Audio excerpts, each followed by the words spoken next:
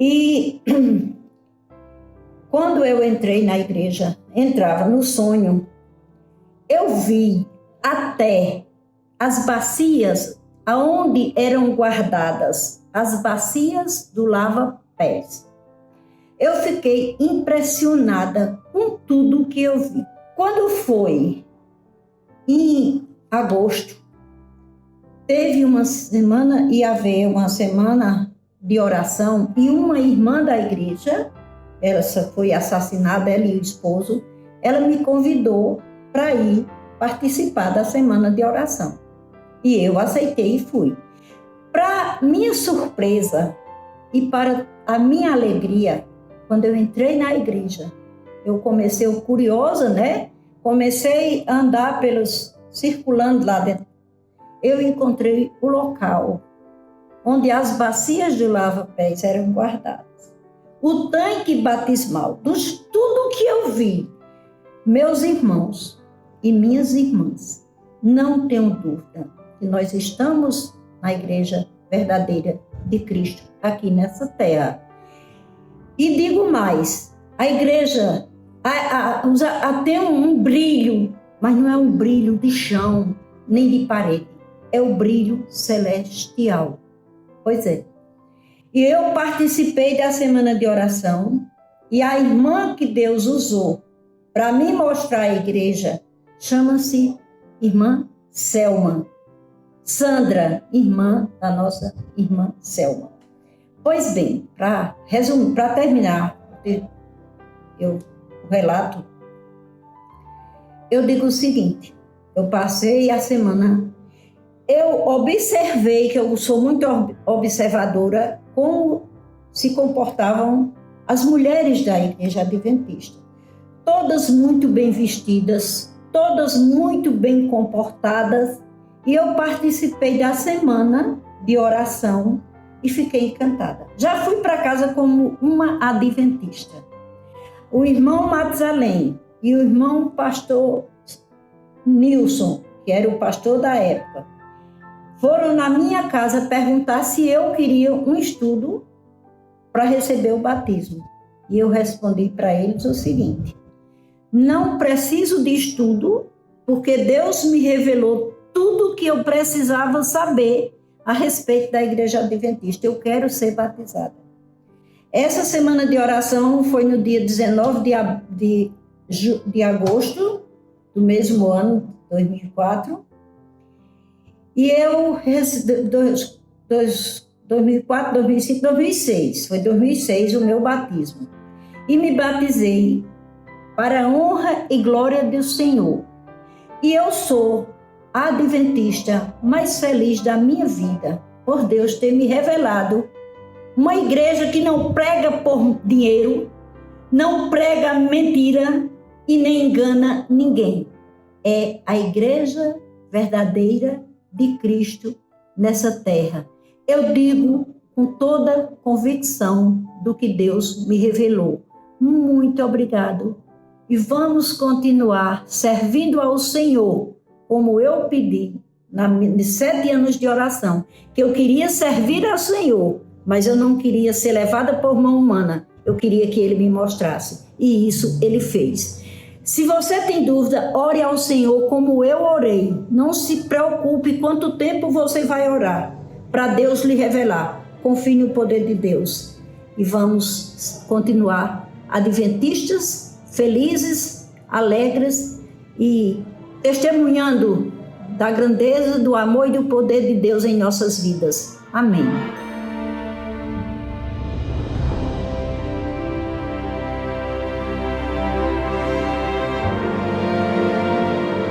A missão de Deus, a minha missão. Feliz sábado, meu querido amigo, minha querida amiga, você que está aí na sua casa com o seu equipamento eletrônico, se preparando para mais uma recapitulação da lição da Escola Sabatina. Hoje nós temos um tema muito importante, um tema da lição que traz a missão de Deus, a minha missão. E o tema de hoje é a missão em favor dos não alcançados, a parte 1. E quem vai abrilhantar o nosso estudo de hoje é o Dr. Jabes Moura.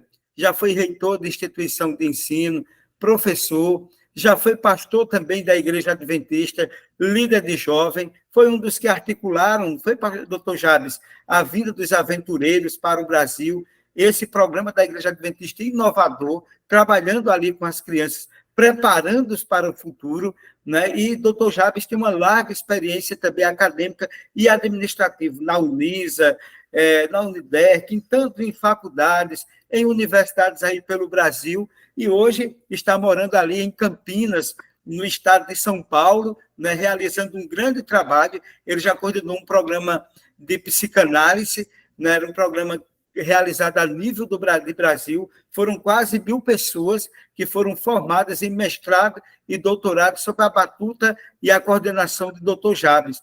Hoje ele coordena um grupo de estudos com mais de 100 pessoas, né, no CEPIB, que é um trabalho importantíssimo, com palestrantes do mundo inteiro, palestrantes dos Estados Unidos, da Dinamarca, Noruega, né, do Brasil, de tantas coisas boas que traz para agregar valor à saúde mental das pessoas. Mas, doutor Jabes, seja bem-vindo, e hoje estamos juntos para recapitular a lição, né, e as suas boas-vindas. Aí eu começo em seguida aqui lendo o texto para a gente introduzir o tema de hoje. Seja bem-vindo, feliz sábado, está tudo bem aí em Campinas? Olá, professor Matusalém, doutor Matusalém, um prazer, aqui está tudo bem, muito calor, né? Mas é nada melhor do que a gente bater um papo gostoso com um bom ar-condicionado, não é isso? Então a gente está aqui, mas a gente tem a tecnologia ao nosso favor. Obrigado pela apresentação, realmente é muito trabalho que a gente correu por aí, mas nada mais importante do que a gente discutir as nossas inquietações espirituais, certo?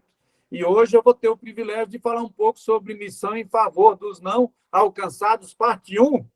E eu tenho, graças a Deus, a experiência de conviver, de ter convivido dentro de universidades onde você sabe onde mora o debate filosófico, né?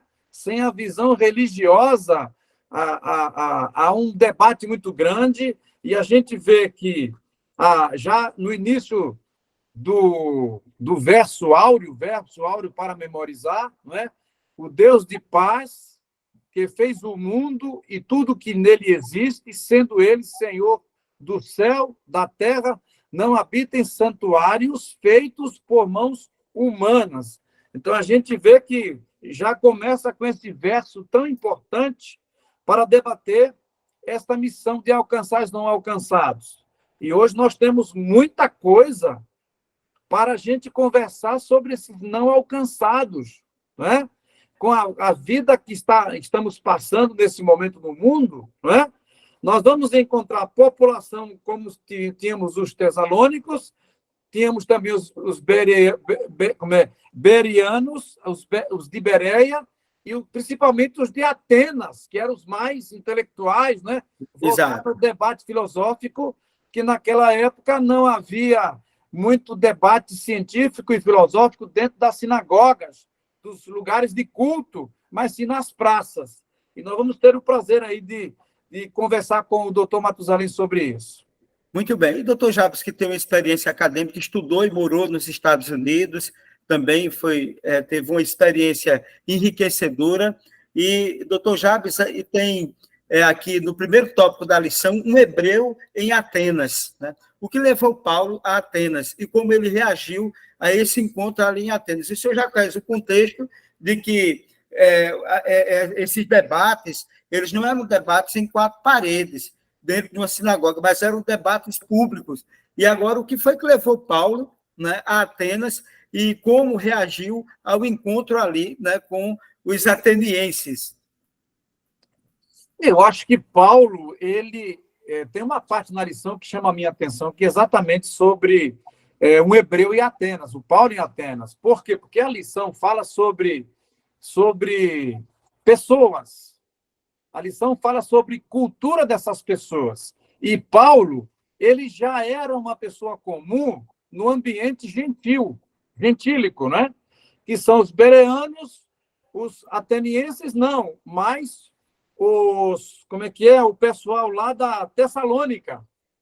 Quando ele decidiu ir para Atenas, ele foi muito corajoso, porque ele iria enfrentar um debate acadêmico daquele momento. Seria uma grande universidade estatal brasileira, uma das grandes universidades que temos por aí esse debate, né? Imagina, você levar o apóstolo Paulo para certas universidades públicas para debater sobre Deus, sobre o Deus desconhecido, né?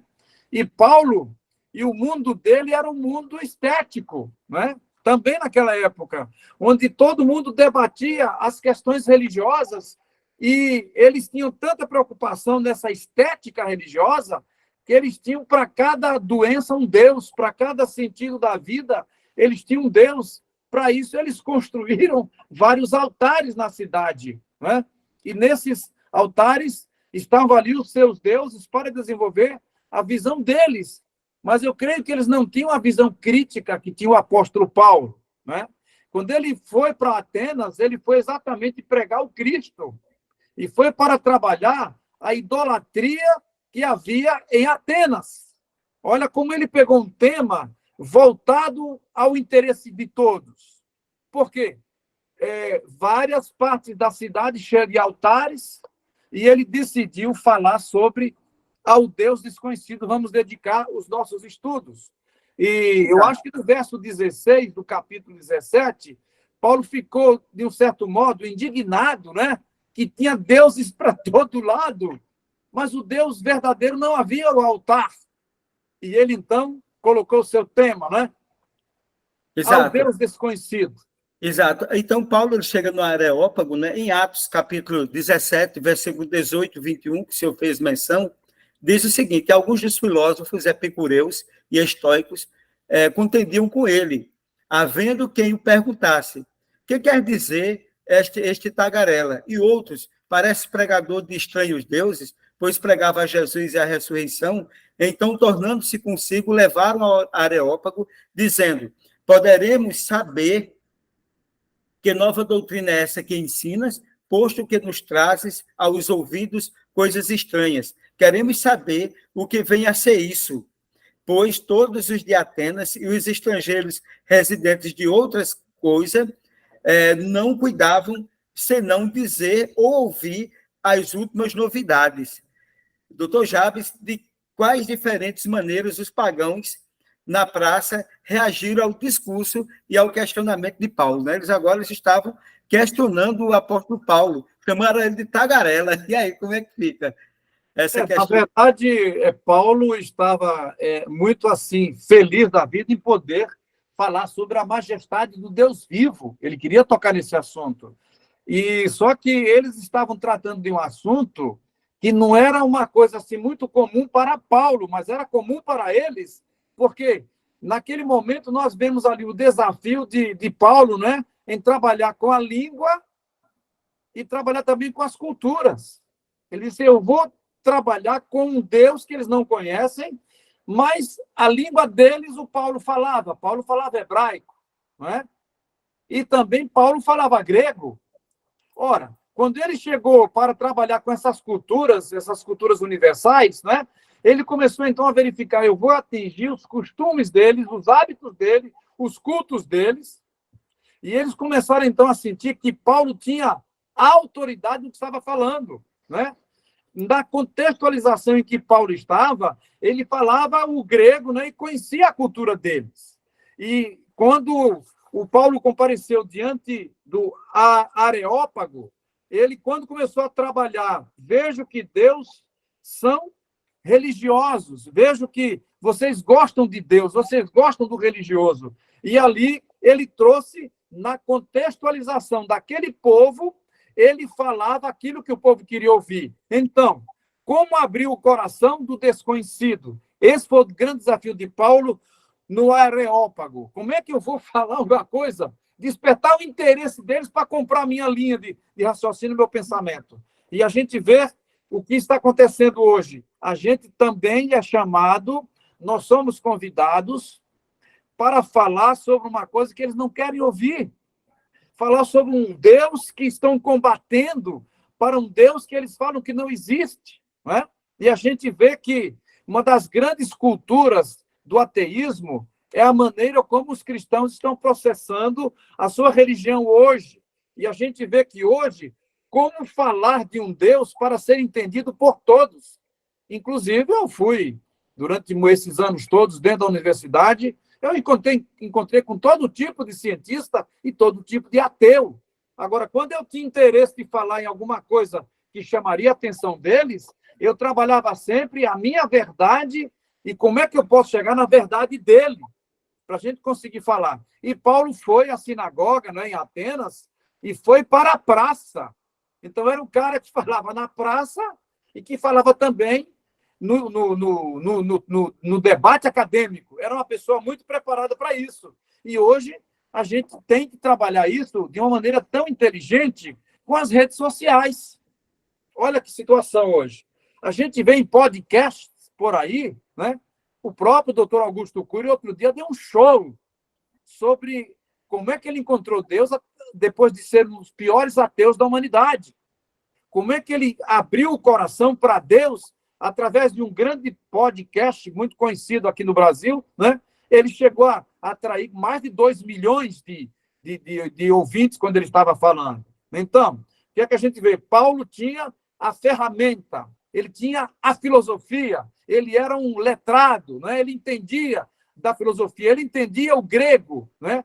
E ele também tinha o conhecimento do Salvador. Ele tinha o conhecimento porque ele conheceu Jesus na estrada de Damasco, né? E ele diz agora, eu vou falar sobre isso, por quê? Porque eu sei em que eu tenho crido, e ele realmente foi um dos maiores missionários, maiores pregadores da Escritura Sagrada. Exato. E, doutor Jabes, e é interessante, Paulo, ele não menosprezou, né, a falsa ou os falsos deuses dos atenienses, né? Ele respeitou e ele procurou exatamente um contexto em que ele pudesse apresentar ali a mensagem que ele desejava para os incrédulos, mas que, portanto, né, incrédulos com relação ao conhecimento de Jesus Cristo, né, mas, portanto, né, bastante religiosos no contexto deles. E Paulo, ele, no capítulo 17, versículo 22 e 23, diz o seguinte, então Paulo, levantando-se no meio do Areópago, disse, senhores atenienses, em tudo vejo acentuadamente religiosos, porque passando e observando os objetos de culto, encontrei também um altar no qual está escrito ao Deus desconhecido, pois este que adorais sem conhecer é precisamente aquele que vos anuncio. Aqui o apóstolo Paulo, aqui ele viu toda a suntuosidade da religião dos atenienses, mas ele chegou em um lugar que tinha o Deus desconhecido. Mas o Deus desconhecido dos atenienses não era o Deus desconhecido de Paulo. Paulo conhecia o Deus que ele não conhecia, e Paulo agora queria que eles conhecessem o Deus. Aí, esse aspecto, doutor Jabes, o que Paulo estava fazendo na tentativa de alcançar aquelas pessoas com o evangelho que ele desejava pregar. Interessante esse seu comentário. Você começou a abordar sobre o comentário de Paulo, ele não chamou ninguém de falsas religiões e falsos deuses, né? O Paulo, ele olhou para os atenienses e viu uma oportunidade, né, de elogiar até a crença deles. Elogiou até a crença deles. Olha que interessante, não é? Quando a gente vem para uma cidade onde quanta gente aqui adora um Deus, não é? E Paulo não menosprezou a falsa religião ou falsos deuses que eles possuíam, mas sem arrogância intelectual, porque o Paulo era um intelectual, e ele não criou arrogância sobre o seu conhecimento da cultura grega, né? Para combater a idolatria ele foi muito cuidadoso. E a gente vê o devoto de Nossa Senhora, o devoto de São Sebastião, o devoto de São Matusalém, não é? Então, a gente tem que respeitar isso também. Então, hoje a gente vê que o encontro de Paulo foi não ficar no ponto comum, e a pessoa já vai conversar com outro, já critica a religião dele, critica suas crenças, né? Já vai conhecer a pessoa, já fala no sábado, está guardando o dia errado, né? E ele foi para o ponto comum deles. Qual era o ponto comum? A liberdade de professar o culto para cada um dos deuses que eles acreditavam. Ali nós vemos um ponto de liberdade religiosa respeitada por Paulo. Por quê? Porque há um Deus no céu, mas eles têm os deuses deles. Então, senhores e senhores atenienses, percebo que em tudo vocês são bastante religiosos. E agora eu quero falar para vocês sobre há um Deus que vocês não conhecem. Eu trago para vocês aqui uma grande novidade, né? Uma nova de grande alegria, que é a existência de Deus, né? E a gente vê que uma das grandes questões da liberdade religiosa, primeiro, respeite o outro. Respeite o que o outro acredita. Você chegar para uma pessoa com 50, 60, 70 anos, né, e desqualificar a fé que aquela pessoa construiu até ali, seus sentimentos, sua família, seu pai, seu avô morreu nesta igreja, seus filhos se casaram ali, e a pessoa chega, né, e vai detonando. E o Paulo foi extremamente ético, apesar de estar lidando com um clima de idolatria, né, o politeísmo, ele foi extremamente ético e muito cuidadoso, né? E quando a gente vê qual a minha verdade, não é chegar agora e já falar na verdade para a pessoa que você está conversando. A verdade dele, vamos ouvir também a dele, né? Essa escuta. E no campo psicanalítico nós somos muito criteriosos, né? E às vezes eu escuto o paciente falar 10, 15, 20 minutos, eu não falo nada. Aí a pessoa falou, o senhor não fala nada? Não, estou te ouvindo, né? Paulo foi à sinagoga, Paulo foi a Atenas, mas onde é que ele logrou mais oportunidade de convencer as pessoas? Foi quando ele falou do coração, da sua convicção, né? Eu fui parado no caminho de Damasco, eu vi a luz, né? A luz me tocou, eu caí no chão, e a voz dizia, quem és tu? O que é que você está me perseguindo? Né? E os atenienses, em grande parte deles, ouviram essas verdades de Paulo, e Paulo tinha, como eu mencionei, as grandes ferramentas para isso. Né? Ele era um missionário, e as características de Paulo é um pouco diferente das características de São Pedro, por exemplo. Né? O Paulo ele não tinha muito medo de enfrentar os intelectuais, e o Pedro já gostava mais assim da periferia cultural do momento, né, dos gentios, do conhecimento dele, dentro do mesmo padrão dele, não é? Então, e o Paulo não, era uma cultura helenística, ele era versado nisso aí. E a gente vê que Jesus, quando esteve aqui, ele escolheu Paulo, sem se converter. Jesus já sabia que o Paulo ia se converter um dia, né? E Paulo foi o vaso escolhido. Então, nesse momento, quando a lição fala missão em favor dos não alcançados, você vai dizer, mas eu não sou um vaso escolhido. Claro que somos. Depende da atenção que você vai dar para esse chamado. Eu me sinto um vaso escolhido, professor Dr. Matusalém, dentro do meu ambiente. Numa Câmara de Vereadores de Campinas. Outro dia estava na Câmara de Vereadores de São Paulo, conversando lá na Câmara com vereadores. O senhor sabe que eu dirijo ainda a Universidade dos Vereadores do Brasil, dando aula em todo o Brasil aí através de grandes advogados da OAB, né, e professores universitários, inclusive o senhor também nos ajudou muito aí no Nordeste com a UNAVEB, né? Então, há um desafio, ser chamado por Deus e ter a iniciativa de aceitar o chamado de Deus, né? A gente não precisa ir para a Grécia, nós não precisamos ir para a África. As grandes cidades são grandes desafios hoje que a gente sente, né? Para a gente cumprir essa missão de alcançar os não alcançados. Quanta gente está isolada em casa, não vai para lugar nenhum, está assistindo o culto devocional pela internet, pelo computador, pela televisão. Quanta gente precisa de nos ouvir através das redes sociais. Isso a gente tem conversado bastante, levar o conhecimento psicoterapêutico através das redes sociais, né? A urbanização fez o mundo estar como está. Todo mundo fugiu para a cidade grande. Campinas hoje está aí, 1.300.000 habitantes, e na nossa região aqui, são mais de 80 municípios da região de maiores startups do país, uma das maiores rendas do Brasil, né? Mas o povo está se matando, o povo está nas drogas, o povo está sem direção, estão com esse mal-estar que a sociedade está aí, e nós temos essa missão a cumprir. Ok, doutor Jabes. Na quarta-feira aqui, apresentando um novo Deus, né? E no capítulo de Atos, capítulo 17, verso 24, até o 27, diz o seguinte: o Deus que fez o mundo e tudo o que dele existe, sendo ele o Senhor do céu, da terra, não habita em santuários feitos por mãos humanas, nem é servido por mãos humanas, como se de alguma coisa precisasse, pois ele mesmo é quem a todos dá vida, respiração e tudo mais. De um só fez toda a raça humana para habitar sobre toda a face da terra, havendo fixado os tempos previamente estabelecidos e os limites de sua habitação, para buscarem o Deus e, se porventura tateando, o possam achar, bem que não está longe de cada um de nós.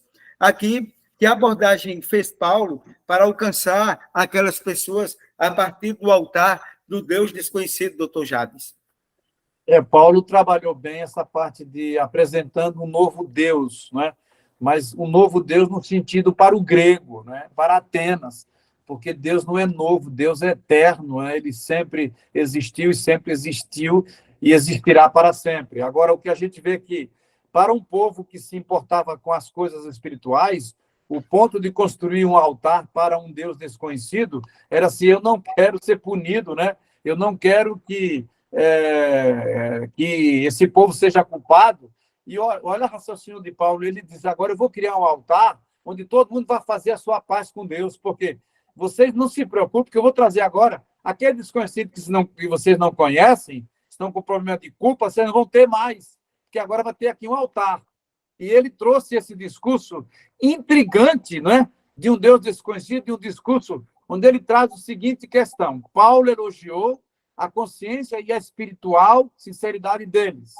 2, Paulo mostrou que tinha estudado a crença deles e encontrado algumas coisas que respeitava a partir do que tinha aprendido. 3, Paulo contou sobre a descoberta de algo que eles admitiam não entender, que é o Deus desconhecido, o Deus de Jeová. Paulo partilhou o aspecto de Deus de que precisava desesperadamente, né? Deus existe, ama a todos os seres humanos e não está distante deles, não está distante de vocês. E no número 5, Paulo, sobre o que significa rejeitar e conhecer a Deus, que não conhece, né? Como levar as pessoas longe. Paulo trabalhou com essa hipótese de como fazer as pessoas crescerem e chegar até lá. Paulo os levou o mais longe que pôde, com base no que sabia a respeito da crença deles. Se pode levá-los tão longe, estava fazendo um bom progresso. Então, o que a gente vê? Apesar de Paulo não entender com profundidade a cultura deles, ele levou Deus às fronteiras do conhecido deles. E eu chamo isso o conhecimento espiritual de Deus. Porque os gregos tinham conhecimento estético. É o Deus da beleza, o Deus das flores, o Deus do sol, né? O Deus das instituições, que a gente chamaria em psicanálise o Deus estético. Mas o que é que o Paulo trouxe? O Deus ético, onde tem normas a seguir, mandamentos a seguir, para que a sociedade possa viver bem. E, com isso, ele trouxe um pluralismo religioso de respeito. A gente vê que Paulo trabalhou e lidou com um pluralismo religioso muito grande. E a gente está vendo hoje o grande movimento, a grande correria do neopentecostalismo, as religiões históricas, o senhor que é um professor de história, né? As religiões afro-religiosas, né? Os muçulmanos, os judeus, os budistas, os confucionistas, e olha como a gente está vendo que as coisas estão acontecendo hoje, não é? Como a gente está vendo a guerra que está acontecendo hoje no Oriente Médio, né? Na terra de Israel, né? A missão de Paulo hoje de levar este pluralismo com equilíbrio, sabe? Com decência, com ouvir o outro. Eu acho que essa é a nossa missão e nós precisamos nos tornar mestres para nós fazermos estas mudanças. Ok, doutor Jabes. E outro ponto também, que é o último ponto da lição, né, onde Paulo ele continua aqui a pregar, né, a ensinar os atenienses, ainda continuando no versículo 24, o Deus que fez o mundo, tudo que nele existe, sendo ele o Senhor do céu, da terra, não habita em santuário feito por mãos humanas, não é servido por mãos humanas, como se de alguma coisa precisasse, pois ele mesmo é que a todos dá vida, respiração e tudo mais. De um só fez toda a raça humana para habitar sob o céu, a terra, havendo fixado os tempos previamente estabelecidos e os limites da sua habitação, para buscarem a Deus, se porventura tateando o possam achar, bem que não estar longe de cada um de nós, pois nele vivemos, nos movemos, existimos, como alguns dos vossos poetas têm dito, porque ele também somos geração, sendo, pois, geração de um Deus. Não devemos pensar que a divindade é semelhante a ouro, a prata, a pedra, talhados pela arte e imaginação do homem. Ora, não levou Deus em conta os tempos de ignorância. Agora, porém, notifica aos homens que todos, em toda parte, se arrependam. Portanto, estabeleceu um dia em que há de julgar o mundo com justiça, por meio de um varão que destinou e acreditou diante de todos, ressuscitando dentre os mortos. Quando ouviram falar da ressurreição dos mortos, uns escarneceram, outros disseram, a respeito disso que ouviremos noutra ocasião. A essa altura, Paulo se retirou do meio deles. Houve, porém, alguns homens que se agregaram a ele e creram. Entre eles estava Dionísio, o Areopagita, uma mulher chamada Dâmaris, e com ele outros mais. Doutor Jabes, Paulo termina aqui, né? Ele fala para eles, primeiro, ao Deus desconhecido deles, né, que era conhecido de Paulo, e que aquele Deus desconhecido já havia atuado na vida deles, alguns acreditaram e outros não acreditaram. Como Paulo continua a testemunhar aqui, doutor Jabes, nesse último tópico da lição aqui, né, que a gente pode entender esse final, aqui o desfecho da mensagem de Paulo aos atenienses. Interessante que quando, na verdade, estava a lição de quinta-feira fala sobre cruzando uma linha, né? O apóstolo Paulo estava trabalhando exatamente para cumprir uma missão de levar o conhecimento de Jesus Cristo a uma plateia desconhecida de Jesus Cristo, e a plateia era uma plateia muito interessante, mas muito crítica. E veja bem que aqui no finalzinho da lição de quinta-feira, depois que as pessoas ouviram e compreenderam a mensagem, tiveram que escolher por si mesmas se a rejeitariam por completo ou se investigariam mais, igual os bereanos, né? Que eles examinavam para ver se as coisas eram assim. Alguns investigaram, mas se tornaram seguidores de Jesus Cristo. Então, o que a gente vê no início da nossa lição, no início da nossa conversa, eu trouxe à tona a questão do desafio que nós temos de levar temas para que a gente possa cruzar a linha com dignidade e com respeito. E naquele debate, as pessoas verificaram que não se tratava de um maluco que estava falando ideias loucas, né? Eles está dizendo aqui que eles tornaram-se seguidores de Cristo. Eles investigaram para ver se a coisa era assim, quer dizer, o ateniense ele pesquisava. Agora, o que a gente vê hoje, nesse debate acadêmico intelectual, é que os intelectuais estão debatendo isso, mas já estão indo com as ideias já pré-estabelecidas sobre aquilo que eles acham, que é a ausência de Deus do plano do ser humano. O que é que a gente vê? Na diversidade cultural, como hoje, falar e ser entendido é muito difícil de compreender. E olha como a gente vê na lição aqui, que muitos desses seguidores se tornaram cristãos, seguiram o caminho de Deus, né? E ser missionário é também ser um transcultural. Eu chamo assim as tribos urbanas hoje. Eu me lembro que eu estava visitando uma congregação aí com a liberdade religiosa, acho que tem mais ou menos umas 2.000 pessoas, e eu lhe confesso, doutor Matusalém, que 80% dos presentes eram todos cabelos grisalhos. Né? Cabelos grisalhos, homens e mulheres. Por quê? Porque a gente vê que o mundo se transformou nas grandes cidades em tribos. É bem diferente daquele tempo do apóstolo Paulo, né? Que ele ia para a praça, gritava e todo mundo ouvia. Qual é o grito que a gente vai dar hoje? através da tecnologia que nós temos, né? Como é que Paulo trabalhou, mas não zombou dos atenienses? Ele aprendeu com Deus e ele foi falar sobre um Deus desconhecido, né? Eu me lembro que eu fui durante muitos anos aí, um reitor aí no Nordeste, eu era um homem itinerante. Tomava café da manhã em Recife, almoçava em Maceió, né? E dormia em Aracaju, né? Então, mas cada lugar era uma cultura diferente. Você vê, você passa em 4, 5 capitais, você não consegue ser entendido pela própria língua que você fala, né? Aí eu me lembro que tem umas palavras aí que até agora a gente não consegue gravar, né? Perrengue, né? A pessoa que é mão de vaca, né? Tem outro nome aí, em Alagoas tem outro nome, como é que é o nome?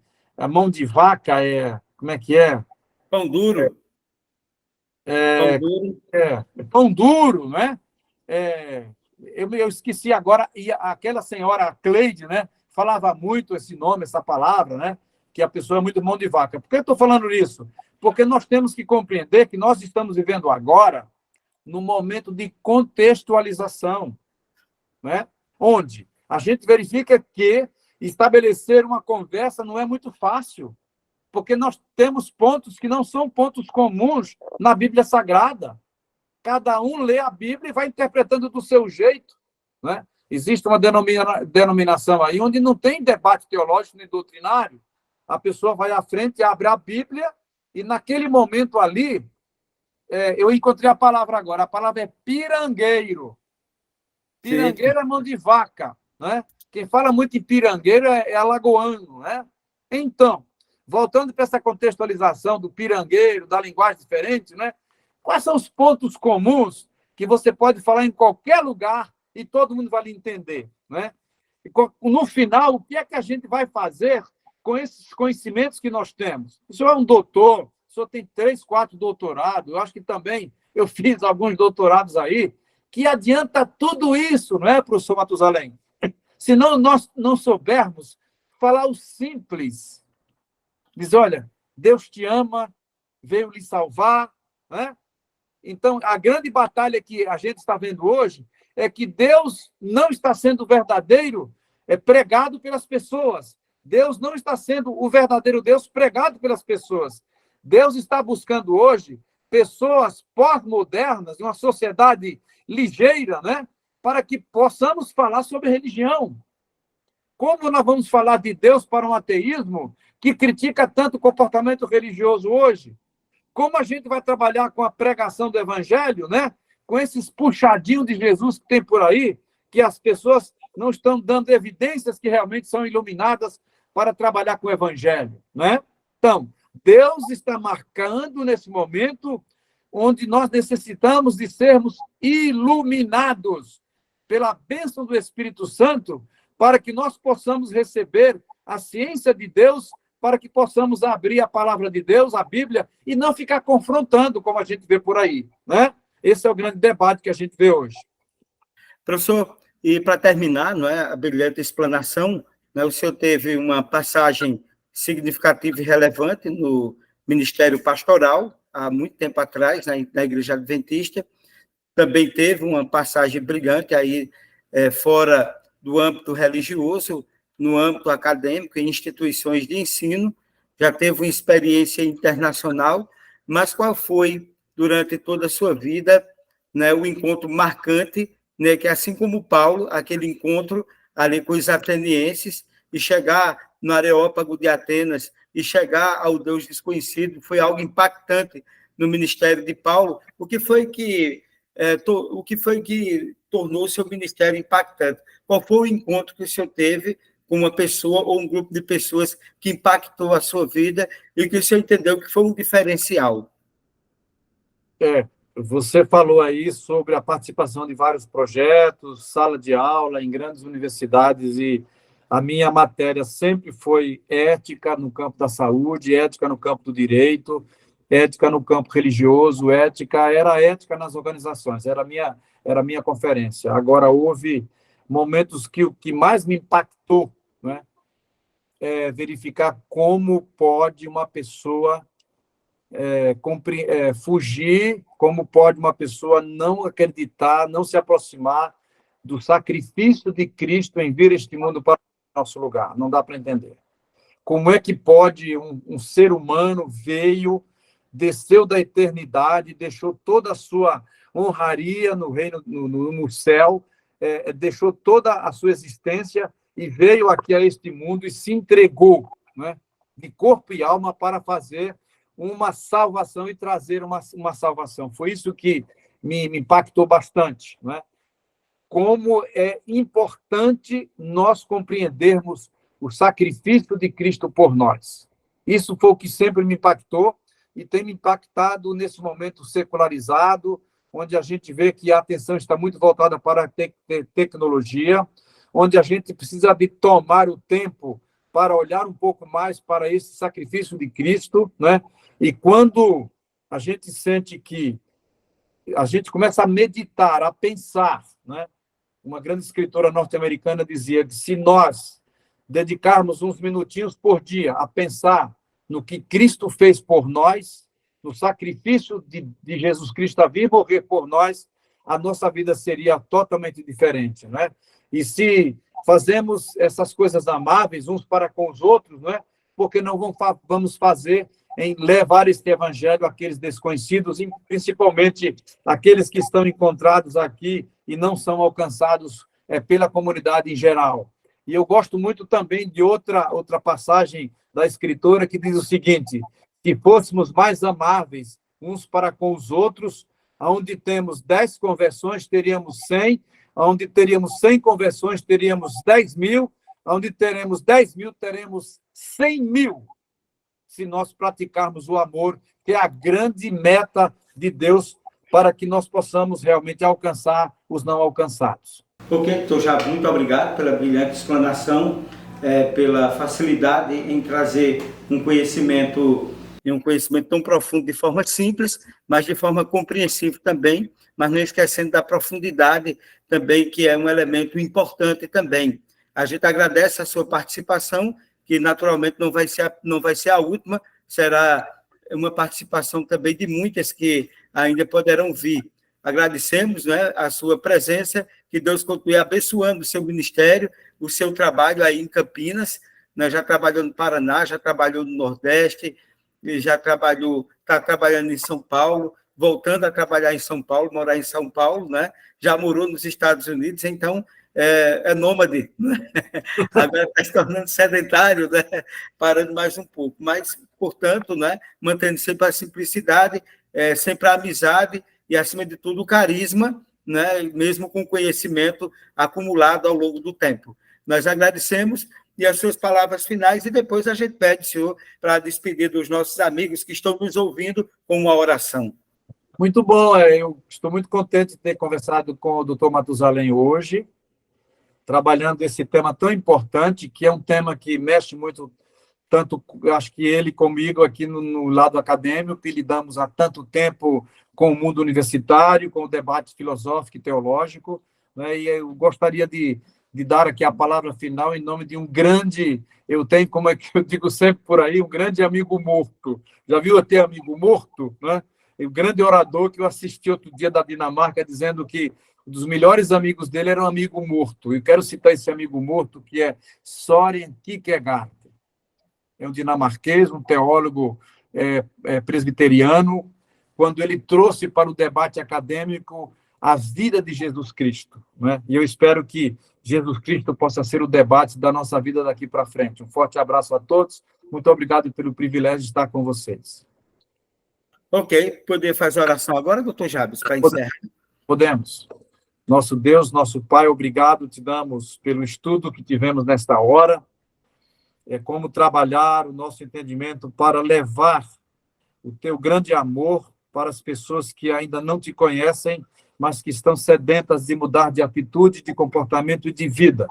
Que tu venhas preencher a vida deles, trazendo mais paz, curando as suas ansiedades, as depressões, a angústia, tirando a culpa, a raiva e o sofrimento, para que não possam cair em depressão. Que tu possas, com o teu grande amor, salvar estas vidas. É que eu te peço em teu nome, hoje e sempre. Amém. Amém. Doutor Jabes, muito obrigado. E a você que está em casa, nós agradecemos também. O que você deve fazer? Compartilhe o nosso canal com seus amigos, com seus vizinhos, com pessoas que você acredita que podem ser impactadas. Dê um like aí, se inscreva no nosso canal e eu tenho certeza que Deus vai te abençoar ricamente. Deus abençoe tua casa, tua vida, tua família e até o próximo sábado, se Deus assim o permitir. Até logo. Forte Até abraço. logo.